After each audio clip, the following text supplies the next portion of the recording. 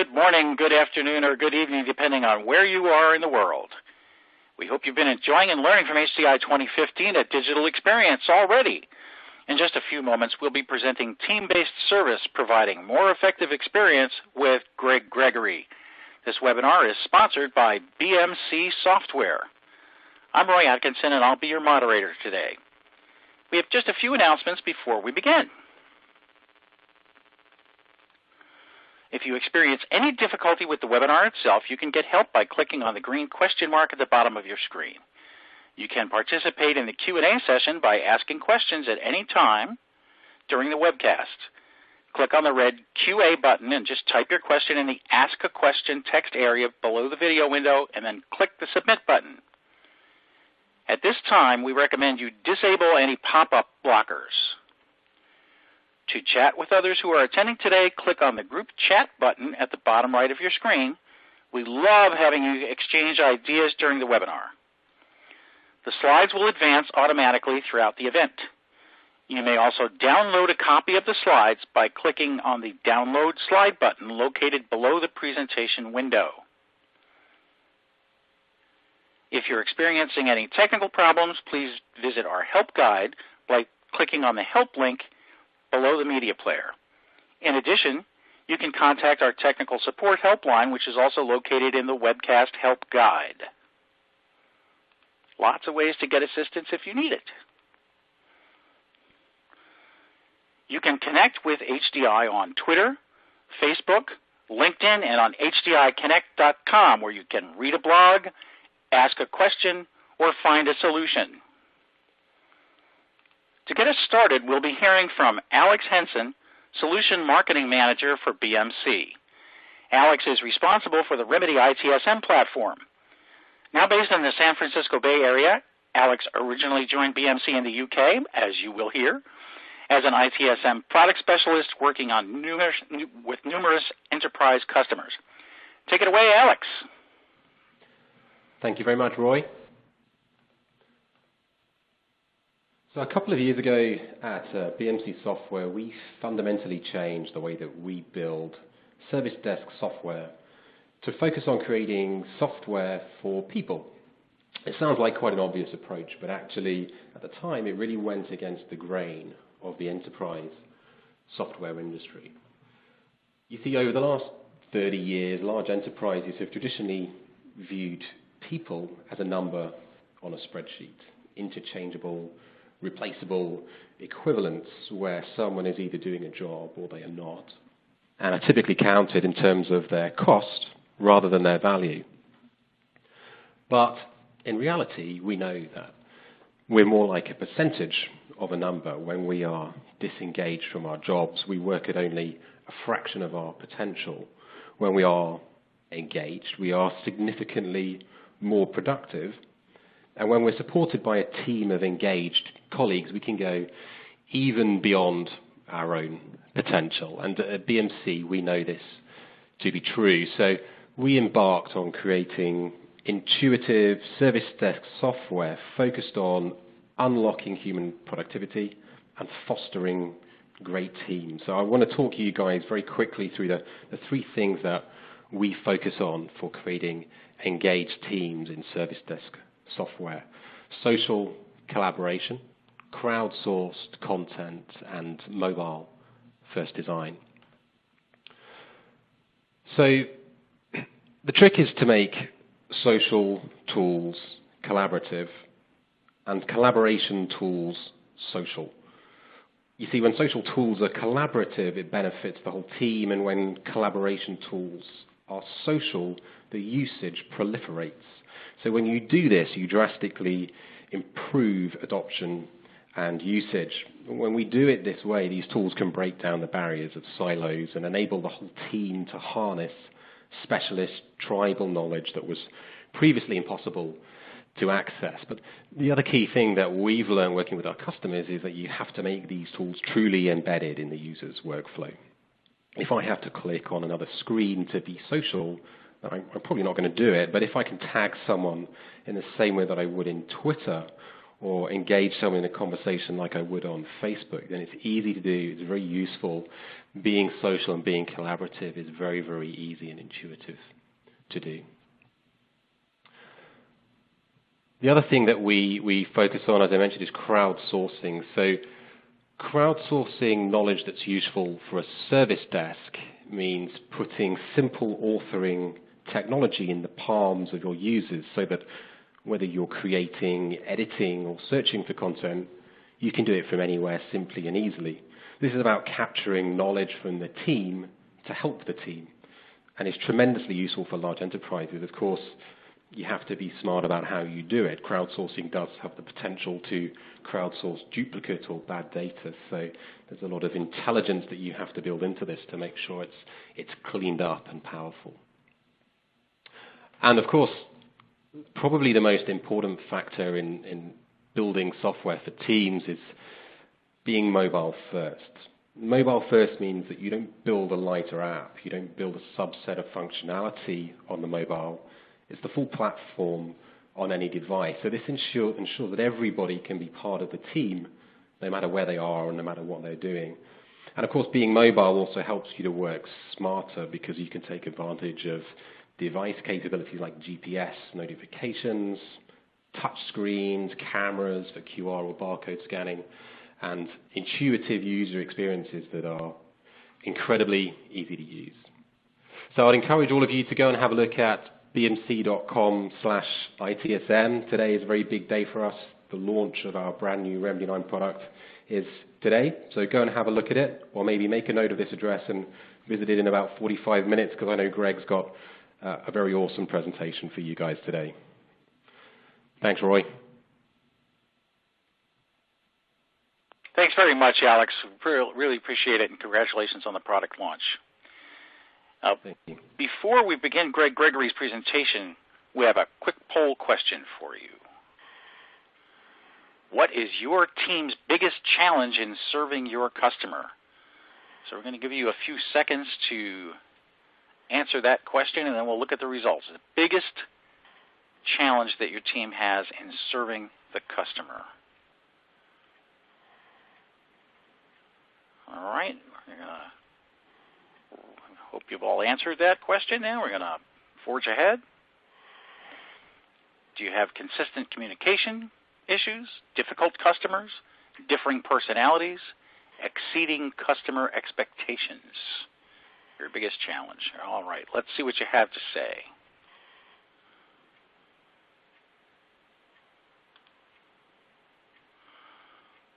Look at that. Consistent communication is a big one for you. Difficult customers, not so much. Differing personalities, not so much. And exceeding customer expectations for about a quarter of you, but about two-thirds consistent communication. So let's see what Gregory has to say on that. With a diverse background in real estate, mortgage banking, event planning and production, radio and TV broadcasting, elevated Gregory to where he is today. Greg works to ensure that different personalities can work together successfully to create a winning culture that complements the organization's mission, vision, and values. Greg is a certified speaking professional and president-elect of the Washington, D.C. chapter of the National Speakers Association. Greg has presented at many HDI events and is always a hit with our audiences. So take it away, Greg. All right, Roy, thanks very much, and good afternoon, good morning, good evening to everybody. We got a lot to cover here in our short amount of time, and I was really excited listening to Alex's talk about how BMC is helping teams be better service providers, and that is so absolutely critical in everything that we start to do here. And today is about team-based customer service, providing a more effective customer experience. And when you go back and look at the poll results, consistent communication is absolutely at the core of everything. But what's driving that? If you think about a child who has a fever, the fever is only a symptom to the real problem. So we have to make sure we're identifying what the problem happens to be, and that's where we're starting to get excited about things that can start to bring it forward. For example, are things always as they appear?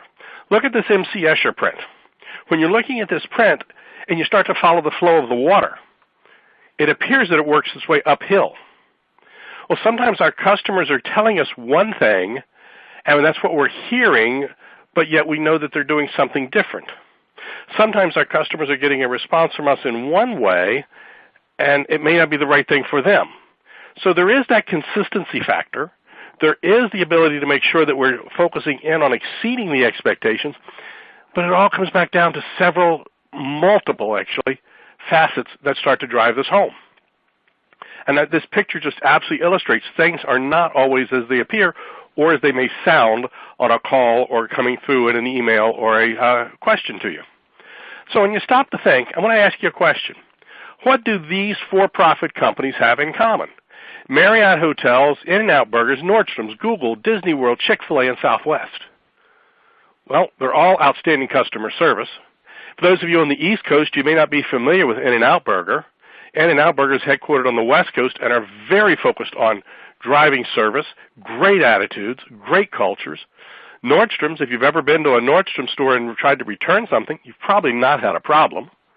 Marriott's all about the spirit to serve.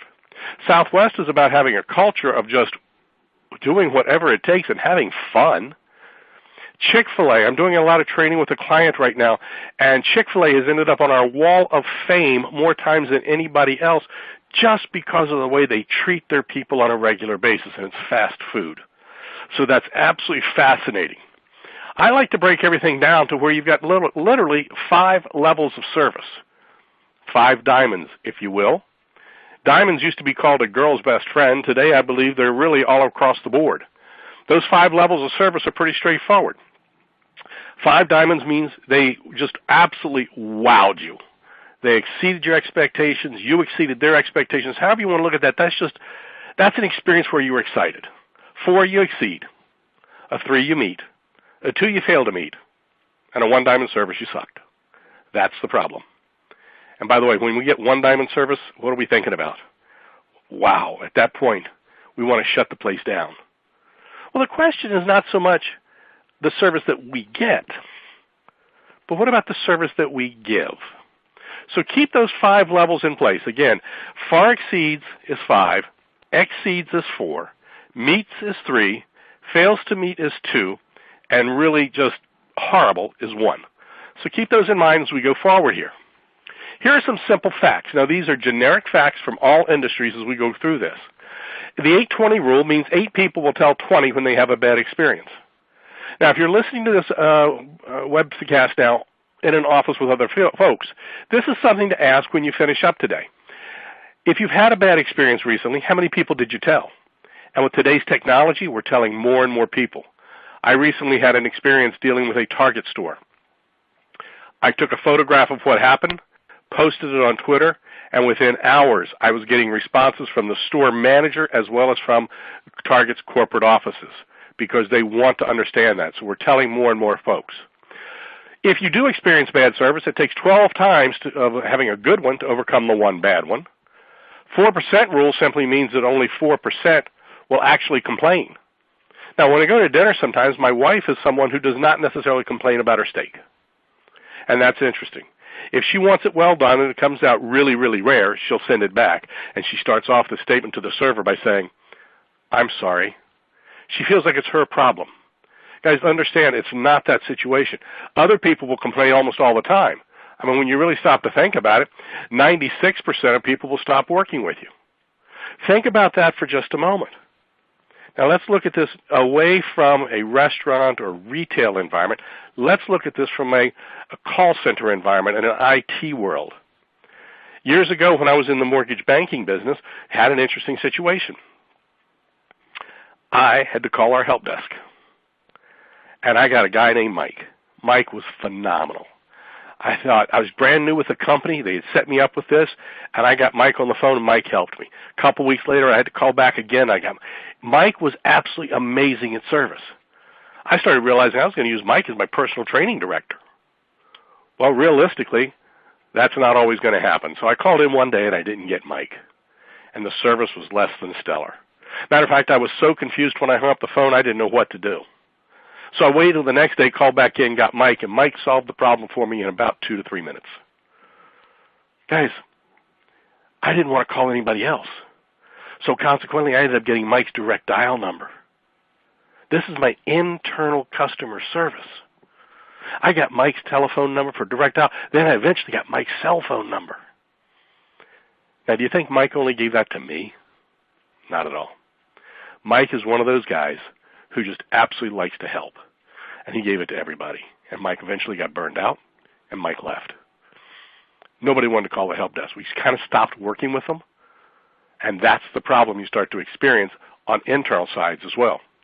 91% will tell you if they have a bad experience with you personally. They're going to start talking about you on a personal basis. They'll say, don't call the help desk department. Don't ask for so-and-so because so-and-so doesn't know what he or she is doing. And this is the one that gets me. 68% want more from you all the time, period, end of discussion. I recently saw a Yelp review of a hotel at Disney, and it was a Disney hotel that got a 1-star review, and the person gave them a 1-star review because one night while they were gone on this 4-day trip, one night out of 4 nights, they did not get their mint on their pillow. And the folks gave them a 1-star review. Wow, that's crazy. But it's not so much about what one person does for them, for the organization. It really isn't. It's really about what is an effective team. Because, you see, it's the team that delivers that service. Some companies have a help desk that is referred to consistently as the helpless desk. Some places are just so bad that you dread calling them. And it's just a potluck shop where you get one person. Guys, it's not about one person. It's about what the team can deliver. So here's a simple definition of what a team is, and it's a group who trusts, supports, respects each other, and. We got to go beyond this because you got to start with trust and support. But you got to have harmonizing skills. And harmonizing are critical because especially in the world of tech support today, we've got some folks who are mobile-centric. We got some folks who are Apple-centric. We got some folks who are very focused in on the Windows. We got folks who understand Android. It's so different in what we're doing that we need people who have those harmonizing skills so we know how to share that information and knowledge. Everybody's got to be committed to the unified mission. That's a given. Now, most people say, when I ask them to give me a definition of a team, they say, a group of people working towards a common goal. I always tell them that's a good start because here's your common goal, but we need some others. You got to pursue those objectives or those goals on an agreed-upon course.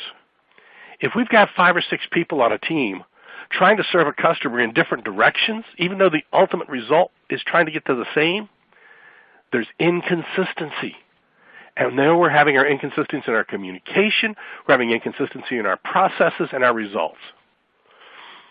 And then we got to hold each other accountable. Now let's be clear about this.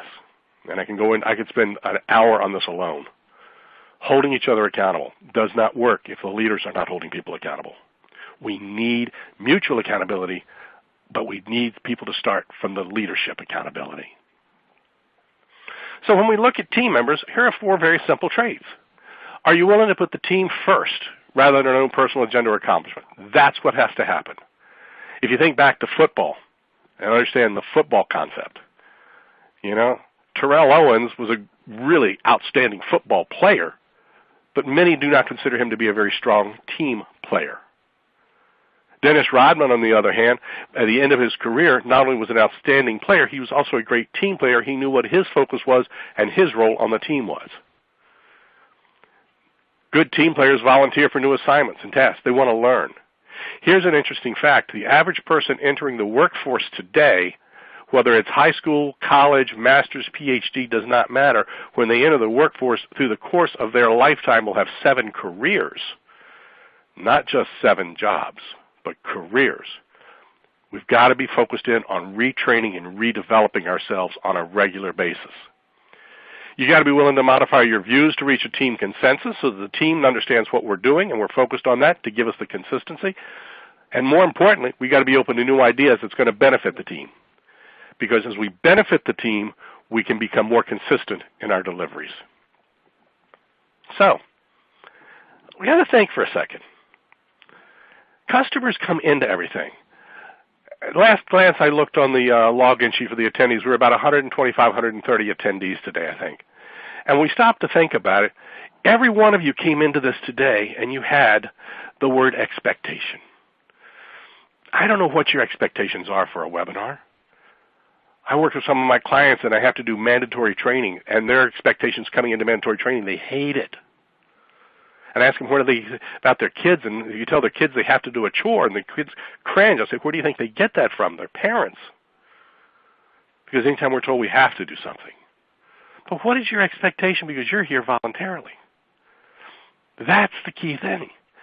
It's not just what are the expectations, it's where do they come from. Where do expectations come from? I want to share with you real quickly 4 places expectations come from, and I don't have a slide for you here, but there are 4 places. Number 1 is our own experience. If we go out to a Ruby Tuesdays or a TGI Fridays or an In-N-Out Burger or a Ruth's Chris Steakhouse, we have our expectations from our experiences. Number 2, other people's experiences, what I call OPE. Understand other people have experiences, and we listen to that. Now, if we listen to somebody else's experience and we go someplace and then we develop our own experience and it's contradictory, we're going to follow our own. The next one is a little bit more challenging. It's from contracts. Anytime that there's a contract with an organization that says they're going to do something, especially if some of the services are outsourced. And then last is what Walmart was really, really good at during the Christmas season this past year, and that was sales and marketing and advertising. They said, hey, find a lower price, bring it to us, show it to us on your phone at the register. We'll match the price right there. They managed expectations. They got them right there. Well, the secret in customer service really does come back to understanding the philosophy of what I call the PE ratio. Now, the PE ratio, for those of you in the financial sector, and I know we've got some folks from financial backgrounds here, we're not talking price to earnings. Here we're talking the level of performance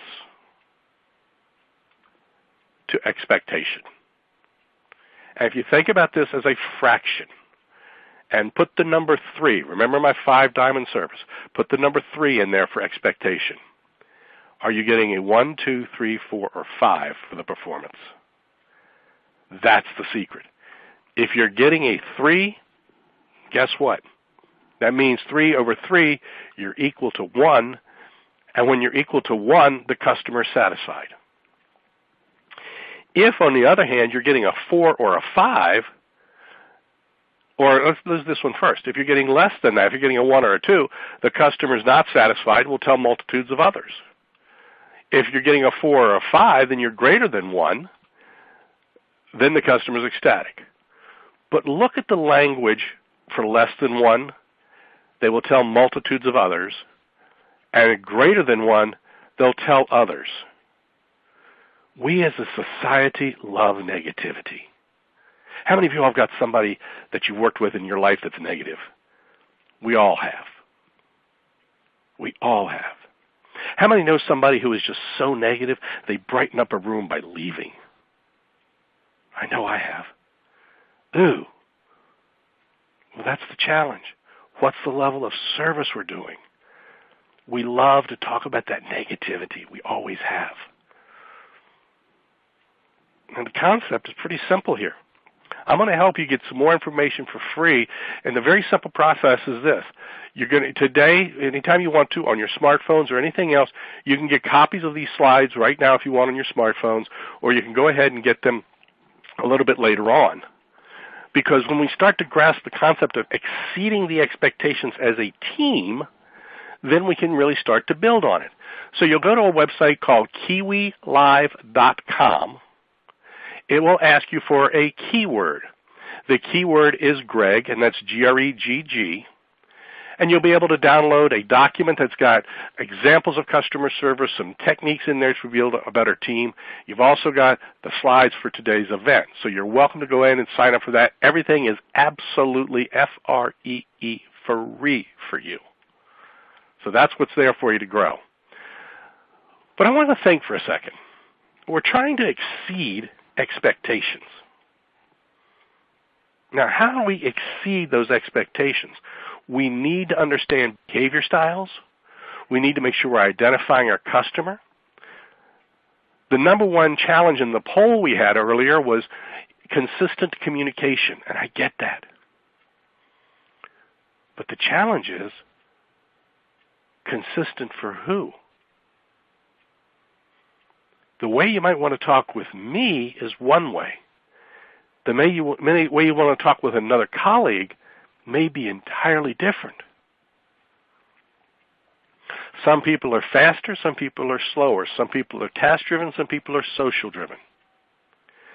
As we were preparing for today's conference a little bit here, before, as you all were walking into the event, we were talking, and I said one of my greatest things I like to do as a customer, when I call into a call center, whether it's an internal or an external, I get somebody on the phone, is I try to make them smile. Why? If I can make the other person smile, then I've got a better opportunity to work with them. But that's a very rare philosophy from a customer's point. So what do you have to do providing that service? It's the same thing. It's the same thing. You've got to think, what can you do to help them do that? That's the exciting parts. How can you get in there and do that? It's identifying the styles. So if you'll think for a moment of a vertical axis bar, at the very top of the bar is someone who's fast-paced and active. At the bottom of the bar is someone who's slower-paced and thoughtful. For example, me, you'd put up near the top. There's absolutely no doubt about it. I'm a very fast-paced individual. But think about that.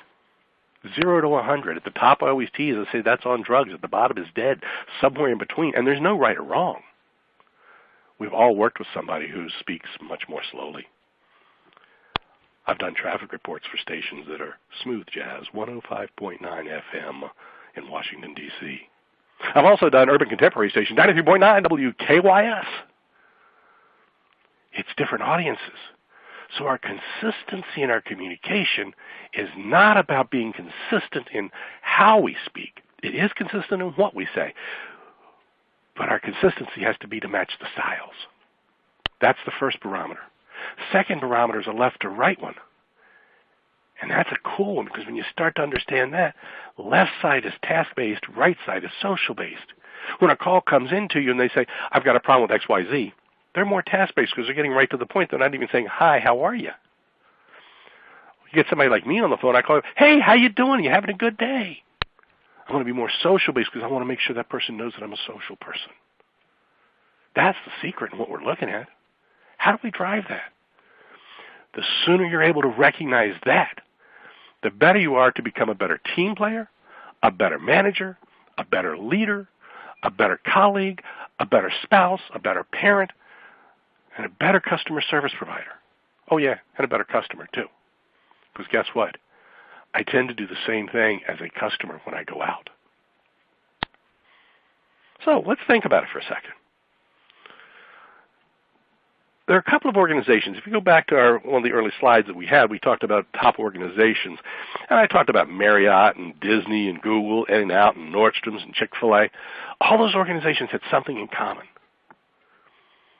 Well, one of the things they're focused in on is understanding the Disney Basics card, for one. Disney, those of you who have ever been to Disney, you've probably never experienced a bad service. But they have one of these cards. If you read the card, it says, I project a positive image and energy. I'm courteous and respectful to all guests, including children. I stay in character and play the part, and I go above and beyond. How often do you think Disney goes over this card? Every single day. And it's not because their people forget it. It's because it's their culture. Culture is core. The culture of an organization is what drives it. What is the culture of a team? Because the culture of the team is what's going to drive all of that. Marriott has what they call a brilliant host card. Marriott used to call their employees associates. They changed from associates to recently calling them brilliant hosts. In this one, you start to look at it, so we're proud masters of our craft, unique with each guest, relentless in our pursuit of our brand founder's words of put people first. The back of their card is also fascinating. It's I create personal connections, respond to cues, and make it brilliant. If you notice there's a little square there, that's actually a cutout on their card. And so the cutout is there so that the person can look through it and look at one person and say, that's who I need to be brilliant to right now. And when you focus on one person, from a team to one person, then guess what? You'll exceed expectations, and you'll create a customer experience that is phenomenal. Phenomenal. How many have experienced something really good? How many people do you tell it to?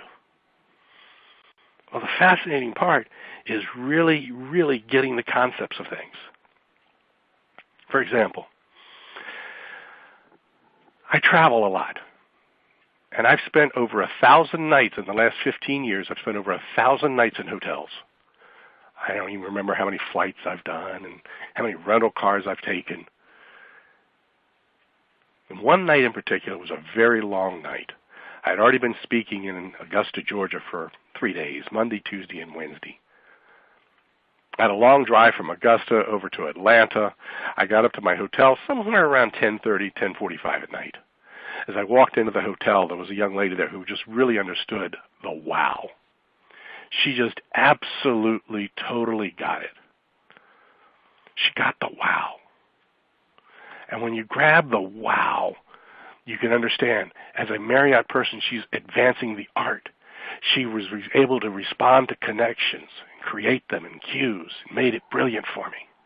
When I checked in, the young lady's name was Alex, and she says, "Good evening, welcome to the Atlanta Northwest Marriott." Folks, it's 10:45 at night. I am dog tired, and this woman's coming to me with all that energy. It was even too much for me.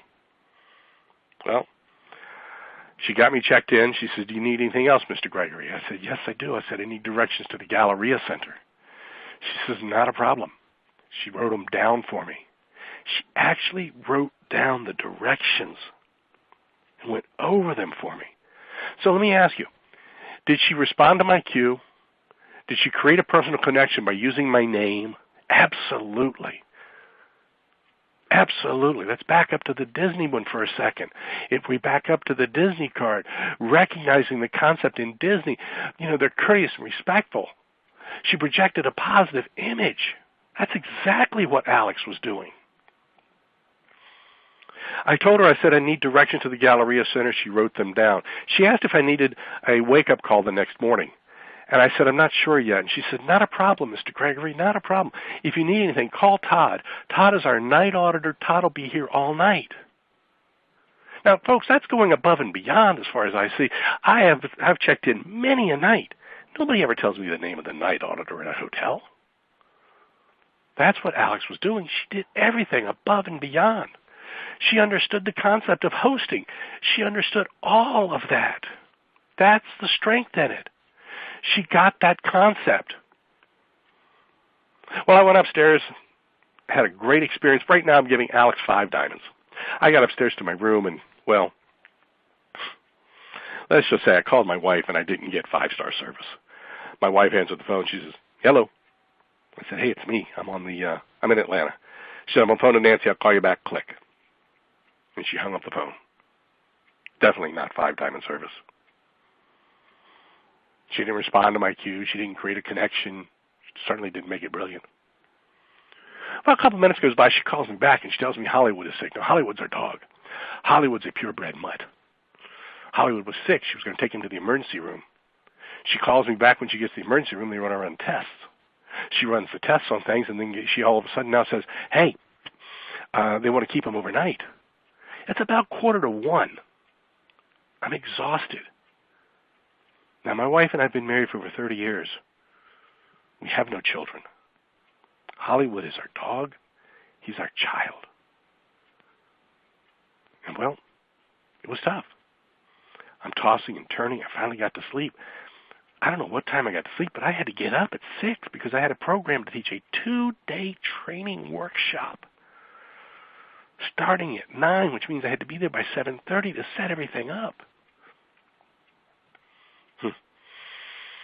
I don't know what time it was. I drifted off to sleep, but I was awakened at 4:15 by the obnoxious hotel telephone. I grabbed the telephone and said, hello, it was my wife. The first words out of her mouth were, are you sleeping? And I really wasn't. And she said she wasn't either. She said she just got a telephone call, and Hollywood had just died. I lost it. cried like a little baby. We stayed on the phone for about 15 minutes. The last thing she said to me was, "Are you okay to teach a class?" I said, "I have to be, because the client that I'm going to speak to is going to be more concerned about 5 diamond service from me." How do you do that? Well, I got up and I went outside and screamed to get the frustration out of me, came back in, got dressed, headed downstairs. When I got downstairs, I realized I'd left the directions that Alex had written for me upstairs. Totally forgot it. I went to the front desk to get another set of directions, and Alex was there. She recognized me. "Look again. You create personal connections, respond to cues." Look at the respond to cues. I'm walking there in an entirely different energy level than I did the night before. And she looked at me and says, "Good morning, Mr. Gregory. Are you okay?" I didn't even recognize her. Well, I went ahead and somehow got the words out that my dog had died. She says, grabs my hand, holds onto it, and says, "It's okay, you're strong." She got the directions and wrote them back down again for me. And I left, and I don't remember the day. I don't remember anything about the day. I came back home, back to the hotel that evening. I don't remember anything at all until I got to my hotel room. And this card was on the foot of the bed, signed by 9 people with the hotel staff. Alex signed the card right down here. Says, "Mr. Gregory, I just want you to know how strong you are, and my prayers are with you." Todd, the night auditor, signed the card. Todd signed it right up here. He's from Thailand. It took me a year to get it translated. Just above Todd's signature, there's a gentleman who says, "We just want to let you know the entire Marriott hotel sharing your pain." Guys, this is all started because of one person, but it's the image that came from the fans, the team that came to me there. Let me introduce you to Alex Shane, one of my most favorite people in the world. This woman was phenomenal to get me through a situation. I told Alex not long after Hollywood died, my wife and I decided to go and get another puppy, another mixed breed mutt. And that's exactly what we got. His name's Rocket J Dog. Hollywood died on the 11th of October, 2001. This picture of Rocky is from spring of 2002. Rocky's much older now. The story is much more powerful today than it was. But here's Rocky this past winter. He loved the snow. Now, Rocky's in my office today, just chilling out. He's 13 and a half years old. Guys, that's the strength. When you stop to think about it, every time I play with Rocky, every time I scratch him, I'm reminded of Hollywood, who reminds me of Alex, who reminds me of Marriott.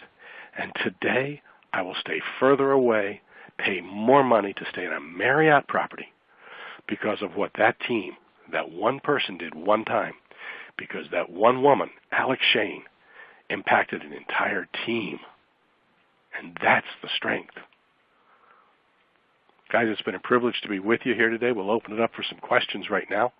And Roy, we'll see what we come up with. Thank you so much, Greg. Great presentation. As always, it's always a pleasure to hear you speak. Before we begin with the Q&A, please fill out the feedback form, which we're going to push out here. And if you can do that, it is always helpful if you fill out the feedback form. It helps us present what you need to present in the way you need it presented. So it helps us provide our customer service to you. So thanks for doing that. Also, within the next 24 hours, you'll receive a personalized follow-up email with details and a link to today's presentation on demand. So you can come back, bring other people with you, listen to Greg's excellent presentation. And Roy, I'll go out and say if anybody needs to reach out to me anytime, they're absolutely welcome to. Great. Thank you. All right, we're going to go ahead into the Q&A now, and we do have a couple questions for you, Greg. Mm-hmm. How can we exceed expectations over and over again? Always a good thing to know. That's I hate the scenario of saying that's an excellent question. That really is, because if we think about Ruth's Chris Steakhouse, our expectations are high because we're expecting that to be higher. So it does get harder and harder to try and exceed the expectations. But remember, you're not just being compared to where you are, what you do. You're being compared across the board to everybody else. So if you're continually doing things better than your competition, better than other places they can get it, you're going to exceed expectations. Now, granted, you're going to raise those expectations a little bit. There's no doubt about that. And you got to find ways to try and wow that customer. Get to know the customer. A lot of you all probably have the same customers you talk to on a regular basis. There's a woman at McDonald's up here. I don't go in there very much anymore, but I hadn't been in there. I went there last week, and I hadn't been there in probably about a month. She still remembered my order. Now, that's exceeding expectations. So it's getting to know people and just making it as personal as you can. That's how you're going to exceed those expectations. Great. Thanks, Greg. And one more for you. If there's trouble communicating on your team, what are some things you can do to get it going? I'd like them to clarify that there's trouble communicating between each other on the team. It's building trust, because if there's lack of communication, chances are we're missing trust. Patrick Lencioni, in his book, The 5 Dysfunctions of a Team, outlines the power of trust. And getting that level of trust is critical. And there are several tools that you can use. There are profiles. Myers-Briggs is one. The Everything Disc profile is another that you can do to help understand each other so we can build that trust. Because without trust, we're not going to be able to have conflict. Without conflict, you're not going to be able to have commitment. So the biggest thing is finding out what's wrong and where the communication breakdown is. Remember the analogy at the beginning with the flow of water from the M.C. Escher print. Don't follow just the symptom. We've got to find the problem and what the problem is, and we can start to work from there. So it's understanding, it's becoming more acutely aware of the other persons that we're having challenge with, and then it comes down to sometimes the leader and having to make decisions for what's best for the team. Great, Greg. Great answer. Thank you. For more information related to today's webcast, please visit the Resource Center, and don't forget to visit today's sponsor, BMC, at their booth. Enjoy the networking lounge, visit the expo hall, and don't forget the Prize Center. Coming up next, Beth Jacobson will tell us about big impact, low cost, show them the love. Thanks very much for attending.